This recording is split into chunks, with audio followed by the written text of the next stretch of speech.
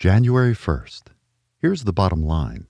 The Christian life, the church, our faith are not about us. They're about Him, His plan, His kingdom, His glory. It really is the struggle of struggles. It is counterintuitive for all of us. It is the thing that makes our lives messy and our relationships conflictual. It is what sidetracks our thoughts and kidnaps our desires. It is the thing below all the other things that you could point to that argues for our need for grace. It is the one battle that one never escapes. It is the one place where 10 out of 10 of us need rescue. It is the fight that God wages on our behalf to help us to remember that life is simply not about us. It is about God, His plan, His kingdom, and His glory. This is precisely why the first 4 words of the Bible may be its most important words. In the beginning, God. These are 4 thunderously important words.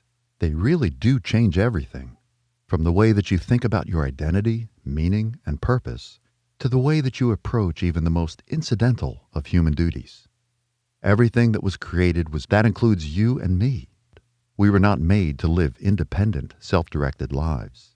We were not meant to exist according to our own little self-oriented plans, living for our own moments of glory. No, we were created to live for Him. Where is this Godward living meant to find expression? It is meant to be expressed not just in the religious dimensions of our lives, but in every aspect of our existence. I love how Paul captures this in 1 Corinthians 10:31. So whether you eat or drink or whatever you do all to the glory of God. When Paul thinks of the call to live for the glory of God, he doesn't first think of the big, life-changing, self-consciously spiritual moments of life.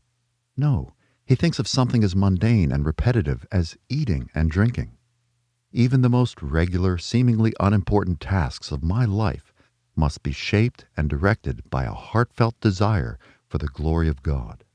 Now, I don't know about you, but in the busyness of life, I lose sight of God's existence, let alone His glory. Let's start the new year by admitting that there is nothing less natural for us than to live for the glory of another.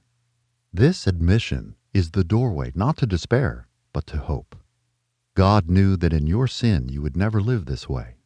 So He sent His Son to live the life you couldn't, to die on your behalf, and to rise again conquering sin and death. He did this so that you would not only be forgiven for your allegiance to your own glory, but have every grace you need to live for His. When you admit your need for help, you connect yourself to the rescue He has already provided in His Son, Jesus.